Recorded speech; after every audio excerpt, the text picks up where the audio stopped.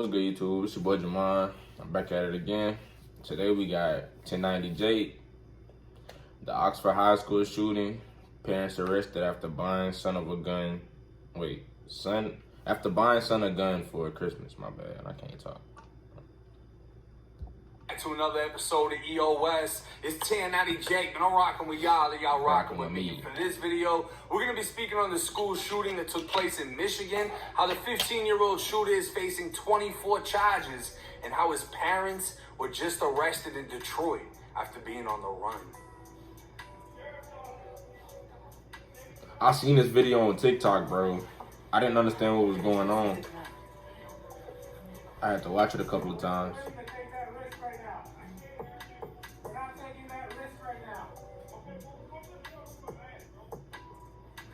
Yeah, bro. He said bro. Red flag.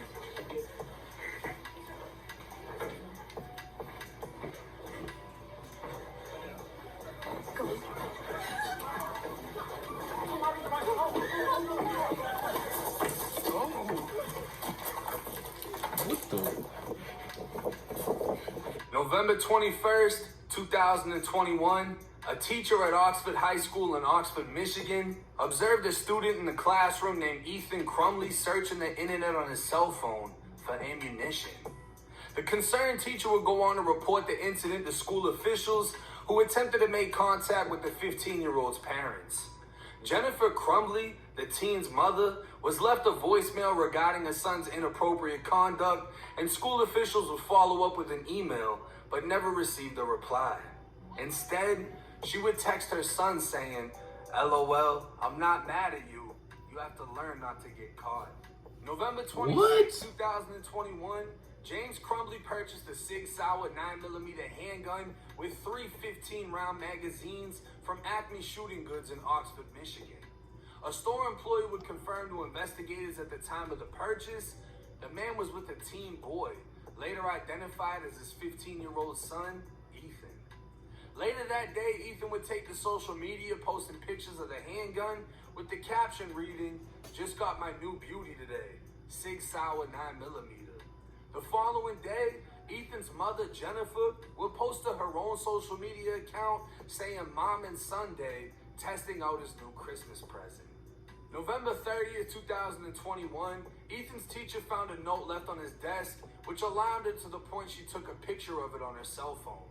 It showed a drawing of a handgun pointing at the words, "The thoughts won't stop, help me."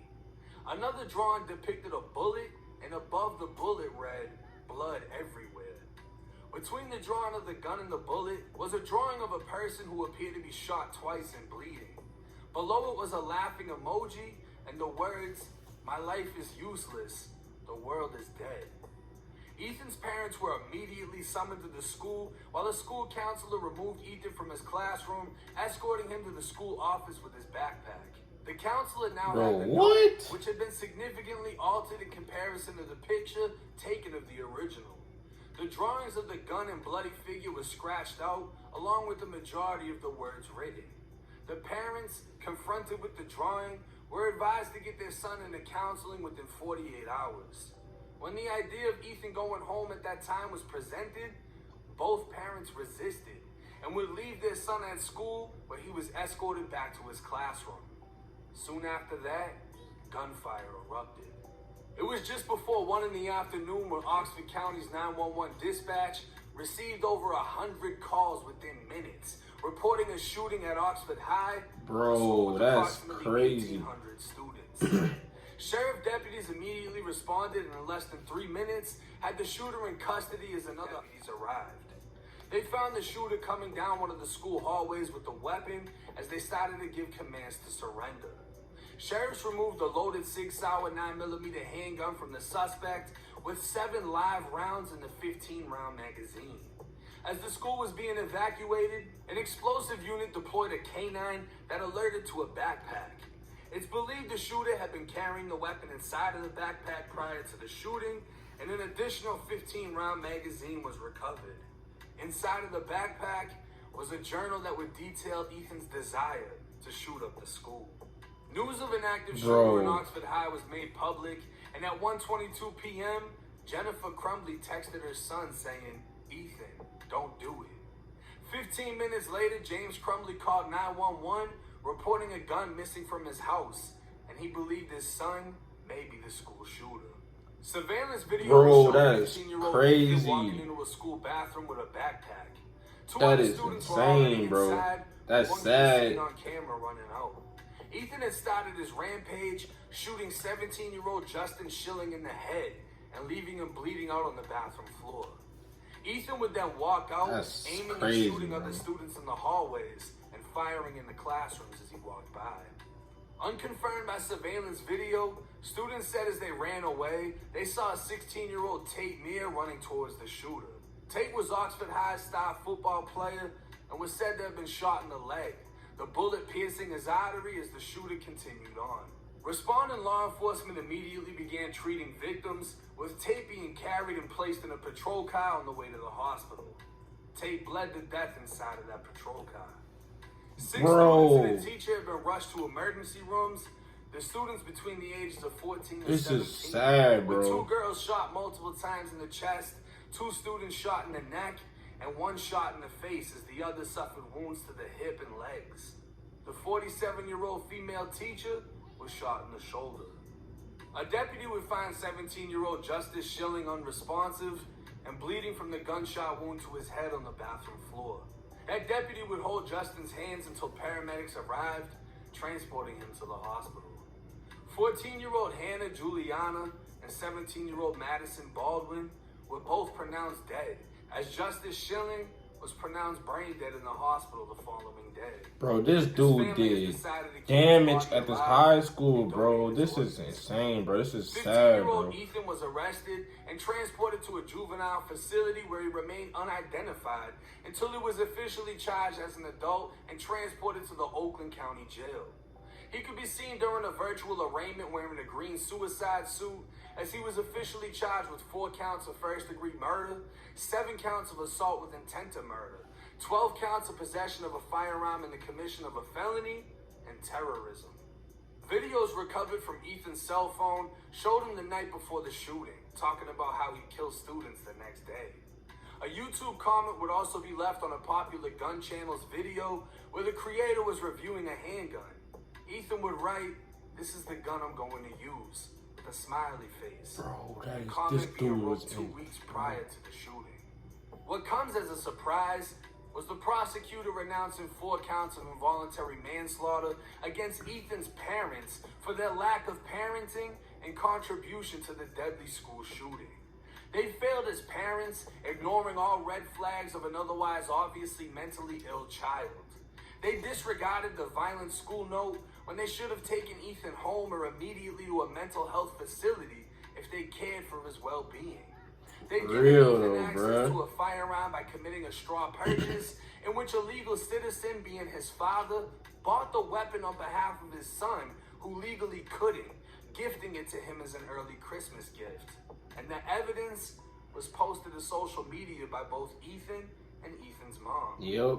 Immediately following the news of the school shooting, his mom would text him saying, "Don't do it," as his father drove home discovering the gun was missing. The fact that both parents were able to assume their son was responsible for the shooting shows they knew he was mentally unstable. They knew something. Did nothing about it. U.S. Marshals announced a $10,000 reward for both parents on December 2nd as they reportedly fled the area after charges were announced. December 4th, Detroit police responded to a tip and executed a search of a building on the city's east side after the parents' vehicle was found. Both parents were inside of the building's basement, looking distressed as they immediately surrendered. Detroit PD stated the building was being used as an art studio and they didn't break in, they were let in.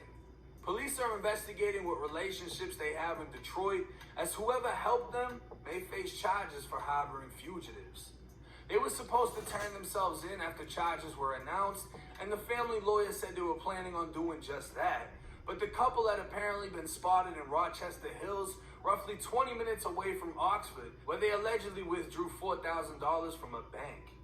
While their son faces the possibility of multiple life sentences in prison, the parents face up to 15 years for each count of involuntary manslaughter, totaling Bro. up to 60 years each. Oh Now, my parents God. being This charged crazy. for a That's school insane. shooting, this is new. This is rare. new. And from everything that I've read, it's rightfully so. It sounds like they literally gave him the ability to do what he did and ignored everything about their own kid. And They honestly, definitely ignored for it. everyone else, as far as like the school, other students, they said other students saw on Snapchat that he was making videos, but no one reported it to the sheriffs apparently, and the sheriffs have said that they never received anything about it. I hate the fact that it's so wrong to judge someone in today's society. Because anytime you're in a place where your life can be threatened, the very first thing you're taught is to judge everyone around you. To make an assessment of every single person you see, how they walk, how they move. Are their hands outside? Are their hands tucked in their pocket? Do they look suspicious? Do they have on a mask? All of these little things in areas where things go bad will keep you alive. Whether it's a war zone, whether it's prison, whether you're in the hood. Bro, he When be you speaking look at this fast, kid, bro. he looks like This a is why I fucking watch him. school shooter. I He looks swear. like one of these weird little nerds that are fucked up in the head, and everyone's like, no, 2021, we can't judge him. We can't assume these things until kids start getting shot, and then everyone's like, well, fucking look at him. How did y'all not know?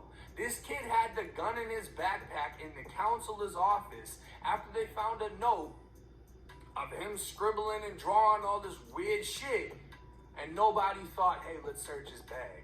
More importantly, That, like, come on, bro. parents didn't even think to search the fucking bag after they just bought the kid a gun.